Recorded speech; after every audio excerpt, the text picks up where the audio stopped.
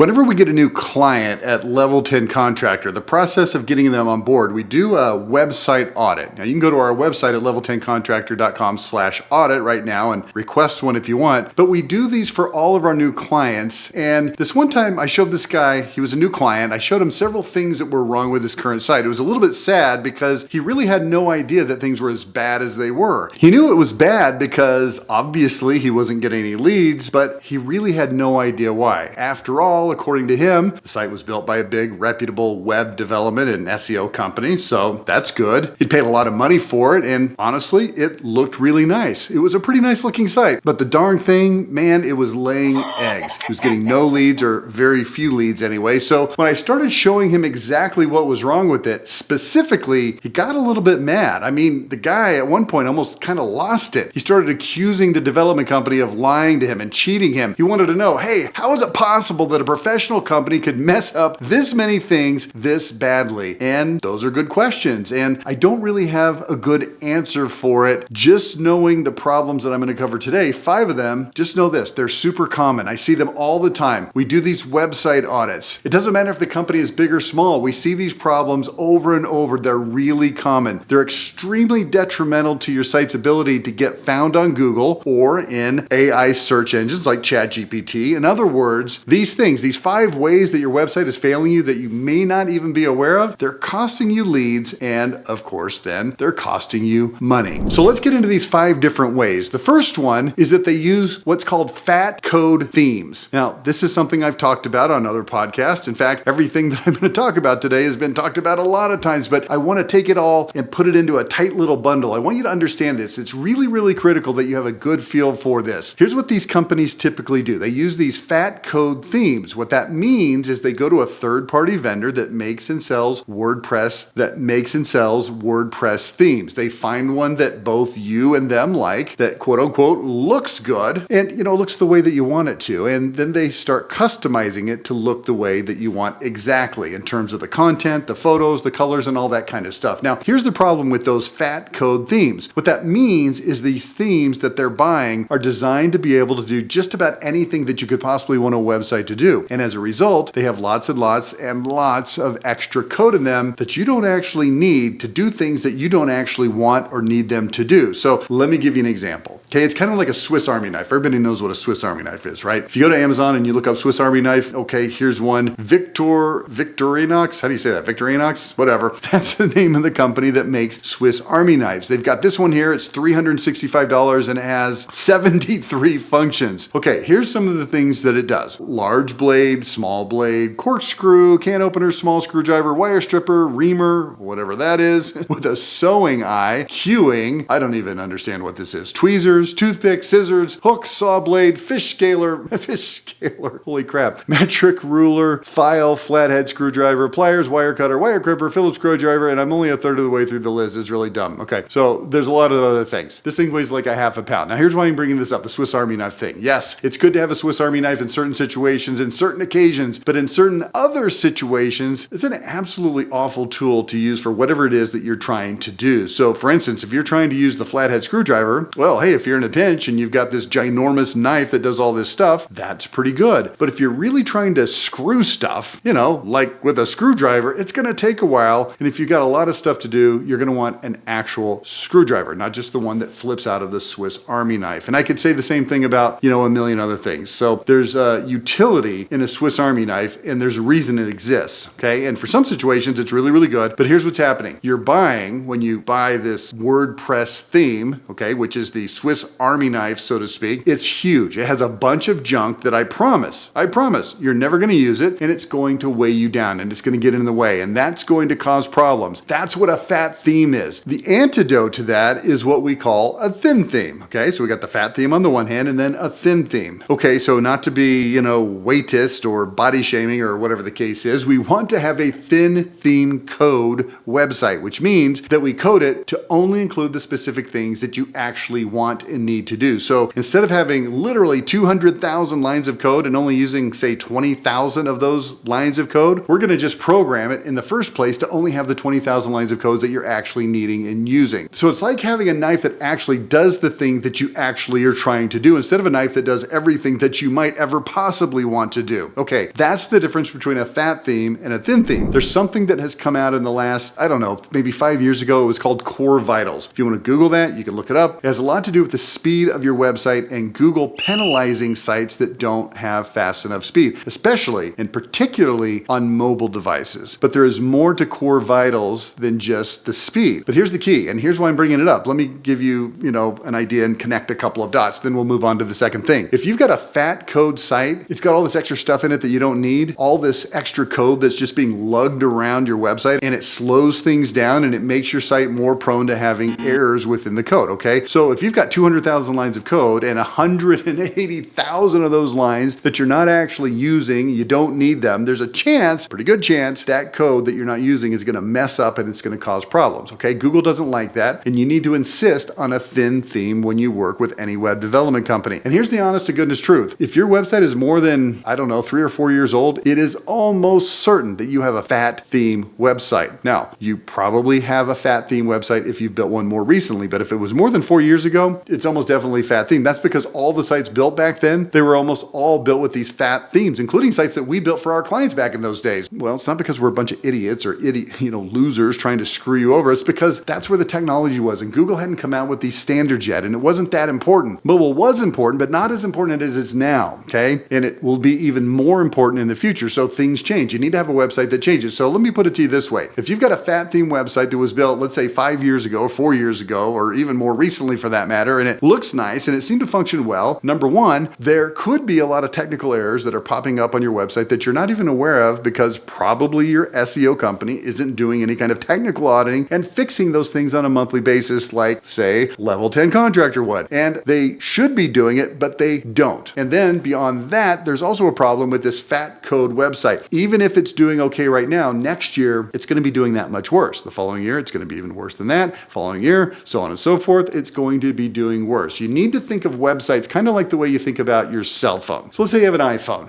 They came out with the iPhone and the 2 and the 3 and the 4 and the 5 and so forth. And I think we just got 17 was introduced. I don't think it's actually come out yet or taking pre-orders. I'm not really sure. Who knows? I don't pay that close attention. But here's what we do know. If you've got an iPhone, say 12, and the newest one is, let's say again, the 17, then the software that updates all the time, it's not going to work properly on an iPhone that's sufficiently old, like a 11 or a 12 or 10 or something like that. At some point, you're going to have to upgrade the phone, and you're going to have to get the one that will take and use the newest software. And the code and the technical aspects of your website, the standards change over time, particularly with Google and with some of the AI bots that are being used very regularly for search now. And if you're not keeping up with those standards, it's going to be a problem. So out of the 5 ways that your website is failing you that you might not be aware of, the number one is fat code, fat theme, okay? Because there's really no way for you to know that. There's really no way for you to know without having an expert look at it, pop the hood, and see what's under there. See how much code is in it. It's not apparent by just looking at the website. So it's probably a problem, something you might want to get checked out, and I need you to be aware of it. All right, let's move on to number 2. There's 5 ways your website is failing you that you might not even be aware of. And here's what it is. Not using service area pages. No service area pages. Now, I'm also going to add here, having service area pages that exist but are poorly executed or optimized. But I would say probably, I'm just going to go off the top of my head here, I would say that about 50% of the time that we do website audits, there's either no service area pages at all or very, very few measured in single digits, maybe 1 or 2 or 3, maybe 6 or 7, who knows? Something like that. So 50% of the time, there just aren't any service area pages or very few. And in another, say 40% of the cases, probably, the service area pages exist. However, they're poorly executed. They're not optimized properly. And so therefore they don't work. And in either case, you're really going to take a beating in the search situation when you're trying to get ranked. Now, here's what I want you to understand. It's an analogy that I love. I use it all the time because it actually works. It's the analogy of going to battle and going to war. Okay, so the service area that you cover, let's say that it covers 30 different towns in the area where you live and serve. Don't get hung up on the number 30, okay? It could be 100, it could be 14. I don't really care. It's just an example, okay? So let's say that there's 30 towns that you cover. Well, if this this was a war and you're trying to take all 30 towns, here's what you want to do. You want to put as many troops as you can in all of the areas, all of the battles that matter. The more troops that you have in a given battle within the larger war, the better likelihood you're going to have of actually winning those individual battles. So you've got to look at every single area that you service within your service areas as a battle to be won. Now, here's what we do over here at Level 10 Contractor. If you've got 30 different cities that you service, you need to rank those cities 1 through 30 in terms of which ones are most important to you. Now, that's completely subjective. We don't actually care that much which towns are most important to you and why they're the most important to you. A lot of times it has to do with proximity to your office, and so therefore it's easy to get to those locations. Sometimes it has to do with the demographics, higher incomes. Maybe you want to service them because they've got more money. Who knows? It doesn't matter to us, but if you take those 30 cities, you need to rank them and prioritize them 1 all the way down to 30. And then you need to start building service area pages for each of those towns, because here's what's going to happen. So let's say that you have a company and it's in a town called Richardson, Texas. Richardson is a town near where I used to live when I lived in Texas. So let's say that there's 30 towns that you really want to compete well in, and Richardson is one of them, and Garland is one of them, and McKinney is one of them, and Plano is one of them. You know, all the towns that are in the surrounding area around Richardson. Well, you've got to have these pages so that when somebody is sitting in Richardson, Texas, and they type into the search bar on Google or into AI, ChatGPT, whatever it is, if they type in Windows, assuming you sell Windows or replacement windows, or I don't know if you sell kitchens, the keyword could be kitchens, or AC if you're an HVAC company, whatever it is that you happen to sell. The very first thing that Google is going to do is Google's going to say, I'm speaking as if I were Google, okay, which pages on the internet, like the whole darn thing, the entire internet, which pages have something to do with replacement windows and Richardson, Texas? And if your website is not sending strong signals to Google that, hey, we're in Richardson, and hey, we're selling replacement windows, then how is Google going to understand and recognize and realize that your web page on your site is actually a good match for what that person was searching? You got it? Does that make sense? Now, there's other factors, obviously, but if you can have multiple service area pages that cover specific things that you sell, these become quote unquote troops that you're going to deploy into the battle that's going to help you win the SEO battle in that particular case. Okay, so these are what we call geo keyword pairs. The geo and the geo keyword pairs. If you start winning these battles in enough of the cities that you're servicing, then you're going to start to win the whole war, and your website starts to kick other websites' butts. Okay, does it make sense? See, there's a misunderstanding. People think, oh, you know what? I'm going to have this brand new website. I'm going to spend a bunch of money. It's going to look beautiful. It's going to be awesome. And then this website's going to go out there and it's going to start, it's going to win and it's going to rank and we're going to get all these new customers and it's going to be awesome. But the truth is, and what you need to understand is that Google does not rank websites, not per se. It ranks web pages. So you've got to have pages that are very well written and very well executed, that are dedicated to specific products, specific keywords, and specific geographic locations, geo keyword pairs. And when you do that, and when you execute well, and you're going to win big over the course of time. At Level 10 Contractor, we typically launch a brand new website that we've created with anywhere from, on the minimum side, I would say 15 or 20 of these service area pages on up to 50 or 60 or 70. But to win the war, you have to keep sending in troops. You have to send in reinforcements. As such, we add 4 or 5 service area pages per month that are Level 10 SEO clients. That means at the end of a year, we're going to add about 50 additional service area pages. After 5 years, there's going to be something like 250 service area pages on your website, and we're going to be absolutely kicking butt, taking names, and destroying your competitors because, look, here's what we're doing. We're going to have all of these pages, geo keyword optimized pages, that are very specifically competing for specific keywords and specific geographic areas, and we're going to win, okay?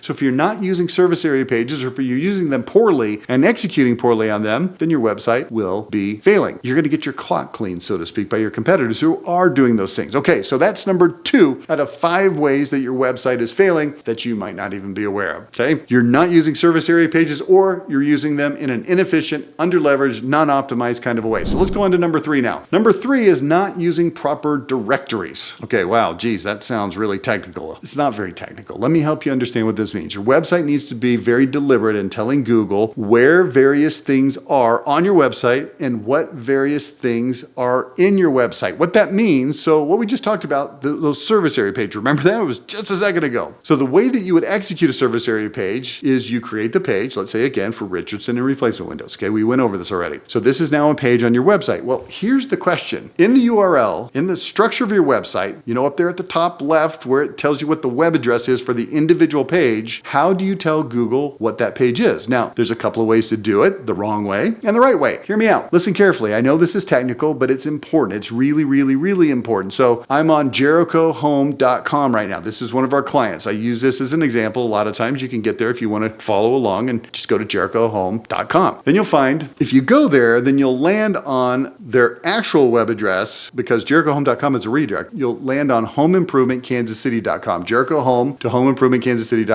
On the home page, the top corner, you'll find a link for service areas near you. Click it and you'll notice the browser. The URL reads HomeImprovementKansasCity.com/remodeling service areas Kansas City. Always telling Google exactly what we're presenting. We're on the general page for remodeling service areas, including around Kansas City. Now, between the words Kansas and city, there's a little dash. That's the industry standard protocol for spelling words that Google will understand inside of your URLs. Okay, now if you scroll down on the page, you'll find your city. Like for instance, Lansing. See that? Click Lansing and the URL says HomeImprovementKansasCity.com/service area/Lansing, Kansas. See that? We're telling Google and visitors exactly where they are and that this page is exactly what they're looking for. Google loves that. Customers love it. You'll love it because you'll get leads. Okay, now here's the wrong way to do that. That was the right way. Here's the wrong way. You would have somebody set this up that says HomeImprovementKansasCity.com, Lansing, Kansas with the dashes, but without the directory in front of it. No service dash areas. Service dash areas is what we call a directory. It tells Google, hey Google, when you see this service area directory, everything that comes after it is going to be a specific geographic location where we do stuff. And Google looks at that and says, oh, okay, I know what that is. That makes sense. It's a protocol that Google understands. If you leave out the directory service areas, Google is not going to know exactly what to do with this Lansing, Kansas page, or the Lawrence page, or the Olathe page, or Prairie Village, or Rowland, or Stillwell, or the other 30 cities. Here's what Google is thinking when it sees that you've just thrown every page on your website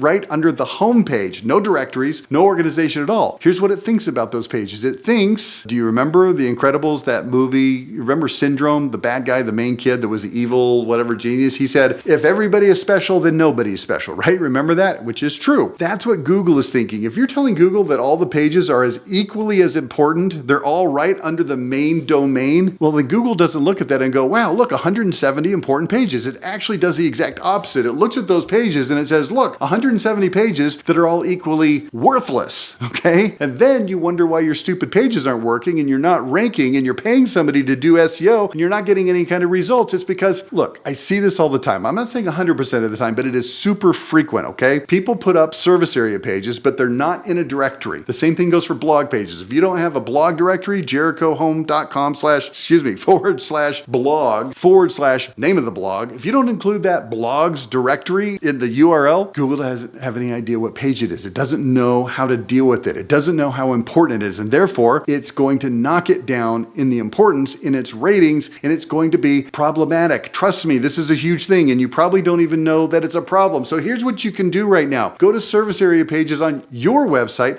and see if there's a little service area directory before the name of the actual page in the URL. Now, it is okay if the word service areas is a little bit different. It could be areas we serve. That's okay. It could say locations. It's not as good, but it's still okay. These are synonyms that Google understands. What is unacceptable is to simply not have a directory. If you have that problem, it is going to be a massive problem, and your site is going to be under leveraged, and your website is going to fail you, and you're not even going to understand why. Then you're just going to be pissed. Don't do that. Okay, let's move on to number 4. Holy man, this is getting me worked up. SEO always does. I'm so frustrated when it's done improperly. What I'm going to do now is I'm going to tell you right now why this stuff always gets me worked up. Because I'm the guy that's looking at these stupid website audits that we always do, and the reason that they're stupid is not because we do them, it's because the average score is 27. And the reason the average score is 27 is because they almost always suck. And then these companies that we're looking at and we're evaluating these websites, they're legitimately getting ripped off because these companies that are building these sites and doing their SEO are legitimately screwing it up, and they're doing it wrong with a capital freaking W, okay? Not like, oh, we have an opinion of our way to do it, and you have your opinion of your way to do it, and your opinion's okay, and our opinion's okay, and it's all gonna work out in the end. That's not how it works. There's protocols, and there's best practices, and if you don't use them, you get screwed. And we look at this every single day. These guys are getting screwed, and they're averaging a 27 out of 100 on their website audits, and they have no idea why they're not getting leads. leads, and then they're pissed, and they're not pissed at me. They're not even necessarily pissed at their current provider. They're just pissed in general at SEO, okay? And they say it's stupid and it doesn't work, and what's the point and what's the purpose? And meanwhile, there's those 8 or 7 or 14 or 21 companies or something like that you compete against that do understand this stuff, and they do actually do it right, and they kick your butt, and they get all the leads, and you don't even know it. You're getting the ever-living snot kicked out of you, and you don't even know what's happening or why, and you don't even recognize that you're getting killed. In a lot of cases, you're like, well, I guess the internet just doesn't deliver leads. The internet doesn't deliver leads? Are you kidding me? Of course the internet delivers leads. If your website does things properly, if you execute properly on best practices, it will absolutely deliver leads to you all day, all night, and it'll make you a ton of freaking money. And the sad part is you're getting screwed and you don't even know. That's why I keep saying, get a website audit from us. Let us take a look. We'll audit it. We'll tell you what your score is, and at least you'll know. You can do that by going to level10contractor.com/audit. All right. Look, here's what's really infuriating. If you score a 27 and the guy's like, yeah, I don't know, I guess we're just going to keep the website. We want to spend $20,000 or $15,000, whatever it is. We don't spend a lot of money on a new website because we'd rather continue to get no leads. How is that even a thing? Who's coming up with this thought process? I don't understand it. It's infuriating to me, but whatever. I'll deal with it. Let me ask you this, and drop a comment below. Which of these first 3 issues do you think might be affecting your website the most? Is it fat code themes? Is it missing service area pages? Or maybe it's improper directories or non-existent directories? Are you a little terrified of all of them? Well, plus, let me tell you, the next 2 things I'm about to tell you about, I'd love to hear your comments. Put them down in the comments below. Let's go to the next thing. Number 4, not naming pictures correctly. Okay, this is really easy to understand. Here's all you've got to do. Go to any picture on your website, put your mouse pointer over the picture, and then right click it. It's going to pop up this little menu, and one of the menu items says Save Image As. Okay, if you click Save Image As, a box will pop up, and you'll see in the viewfinder across the top of that box the name of the image that is live on your site. A great place to see how to do this right is on the gallery pages at jerichohome.com. If you start scrolling through their galleries, or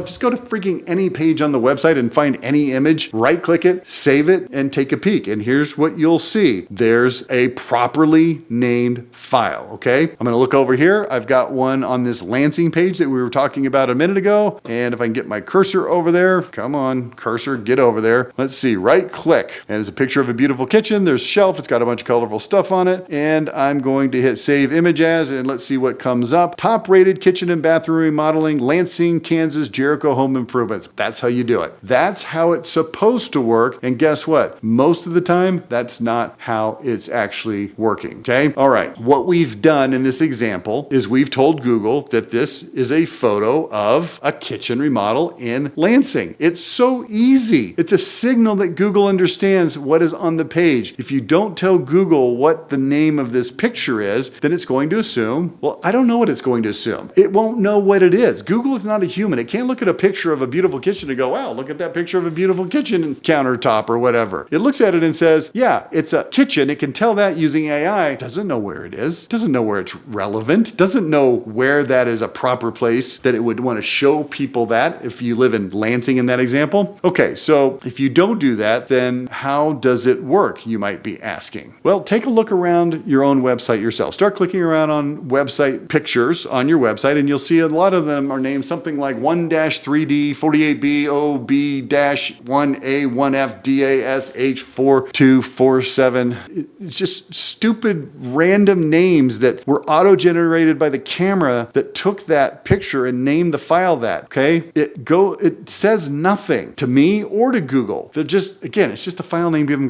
by the camera. I guess these names mean something to Canon or Nikon. Doesn't mean squat to Google. You think Google knows what 48B, blah, blah, blah, blah? Do you think it knows what that is? Do you think it knows that is a beautiful roof or kitchen or happy customer or anything like that? It has no idea. And the reason it has no idea is because we don't tell it. No, well, we tell it, but whoever did it on your site where it doesn't have the right name, they don't tell it. Here's the problem with this. If you don't do this, Google isn't going to know where your photos are. It's an opportunity that you've missed to tell Google what this page is, where it services, what you're doing, what it's all about. If you don't name these pictures properly, your website is failing you. It just is. And look, here's what I'm not saying, okay? If you've got a single picture on your website that is improperly named, that you're screwed. I'm not saying that. Here's what I am saying. If consistently throughout your entire website, you're not using the proper naming protocols, you are missing huge opportunities, and you are certainly 1,000,000% lower in the rankings than you should be. That's what I'm saying. All right, so we've gone through through 4 things here out of the 5 ways that your website is failing you that you might not even be aware of. We talked about fat code. We talked about not using service area pages or using them in an under-leveraged, non-optimized way. We've talked about the directories. We talked about naming pictures. The last one, number 5, and this is a biggie. Here we go. Ready? Lazy, boring content. Yep, lazy, boring content. Now, here's what you need to understand about Google. It's got this algorithm, and everybody's scared of the algorithm because the algorithm's always changing, and oh my gosh, the algorithm changed. We don't know how to deal with that. And look, the algorithm, it doesn't change in ways that make it hard to deal with. The algorithm stays the same in all of the ways that really matter on a core level, okay? The core concept of what Google is trying to accomplish is as follows. It is trying to make sure that when people search for something, they find what they want. That's it. So give them what they want. So Google has to look at each page on your website and determine, hey, what is this page about? And is it the right page to give somebody who searched for these specific terms where they are searching geographically? Remember the geo keyword pair. Okay. Now, one of the things that Google looks at is how long do people actually stay on your site and on individual pages on your site. Are you with me? Google's going to look at the pages on your website, and it's going to make a determination of how long people should stay on those pages and also how many different pages they go to when they're on your site. Now, here's a little tip for you. This is common sense. You're an SEO expert and you didn't even know it. It's really good when people stay on your website pages longer. And it's also really good when people click through to more pages on your website. Shorter stays on pages and fewer pages visited on your website is bad. More time spent on more pages visited, that's good. This is really easy to understand because here's what Google interprets that as. If people are staying on the pages and people are clicking through to more pages, they must like what they're finding. And if people like what they're finding, then it's going to go up the ranking ladder and it's going to be more likely to be shown as a search engine result. Or ChatGPT is going to look at it and say, yeah, show this one. Now, the way you accomplish this is you have to have, hey, check this out, good content. Well, what do you mean good content, Rich? Well, here's what I mean. Content that people are actually interested in reading. The majority of content that's on websites is put there for the following reason, because the web page needed something on it. So let's find something to put on it so that we can get it on there. And now it's on there and we don't have to think about it anymore because it's got content. And now it doesn't have no content. So at least it has content. So now we can move on to other things in our lives, potentially other web pages. That's how most content is procured and written and aggregated and put on a website. I cannot tell you how many times in my career we're talking to clients and we're like, okay, we need content for this window page. Okay. And they go, hey, here's a brochure from our manufacturer. Can you just use that? Yeah, we can use that. How sure are you that it's interesting and good and relevant? And the answer is they're not sure at all. So you might think, well, geez, why would a professional web development company suck at having good content? And the answer is because they're not marketing people. Most of the people that own web development companies are coding nerds or they're design nerds. They don't know jack squat about actually freaking marketing, saying stuff that moves the needle, helping people understand who you are, how you're different, why you're better, saying it with power, precision, and passion. They don't know how to do that. They couldn't do it to save their God-given lives. And guess what? That's why your website is failing, because you've got boring, lazy content that people don't care about, that they don't engage with, and that they quickly navigate away from. And Google looks at that and says, geez, people must hate these pages. I'm not showing this stuff to people. If people hate them, this is Google talking, I'm going to have to go look for pages that do have a lot of engagement, and I'm going to show people those pages instead of these pages. You see how easy that is? So the question is, how do you get good pages that are actually engaging and interesting and relevant to actual human people? And the answer is, it's not easy. I'm going to strongly, with a capital S, I'm going to strongly recommend that you work with a professional marketing company that knows how to write good content, identity-oriented content that can explain to people with power, precision, and passion who you are, how you're different, why you're better, and what people can expect when they do business with your company. They can go through the 5 pillars of identity. 5 pillars, remember these from other podcasts perhaps? Your products, your workmanship, your bedside manner, your core values, your community outreach, and other cultural items. These are all things that are important to tell your story. Marketing in its core essence is telling your story. You've got to find a way to tell your story in an interesting, engaging, relevant way on a page-by-page basis so that each page is specific to what that page is supposed to be talking about, making sure it's interesting, relevant, and engaging to actual human people. And when you do this, that's when things really start to take off. Okay, so look, before we wrap up, if you're finding this valuable, make sure you hit the like button, subscribe to our channel so you don't miss out on any future podcasts. Click the bell icon so you'll be notified when the next video comes out. We deliver about 3 or 4 video podcasts per week on this channel. And remember, you can listen to me every day on the Level 10 Contractor Daily Podcast, which is found on Apple, Spotify, and wherever you happen to use podcasts. So let's review. No fat code. Make sure you've always got service area pages. Make sure you've got directories that are being used properly. Make sure that you name your pictures properly, and for goodness sakes, get interesting, relevant, engaging content on your website, and you will be ahead of 99% of all your competitors, and your website is going to take off and do awesome. Now look, there's other things also. That's just 5. There's probably another 5 that are also really important, and then there's another 5 after that that are also important, but not quite as important. But these 5, they're easy to understand. They're easy for you to do a quick audit on your website, and they're going to make a difference. So that's it for today. Hopefully this has been helpful. Go get this stuff fixed on your website. Don't just watch this. You've got leads that are out there just waiting. They're just waiting to come in. If you're serious about driving 200 to 500 leads a month, hit the link below and let's talk. If you'd like to see how your own website stacks up, you want to do the audit, go to our website, level10contractor/audit, and request one today. You think you'll pass? We'll see.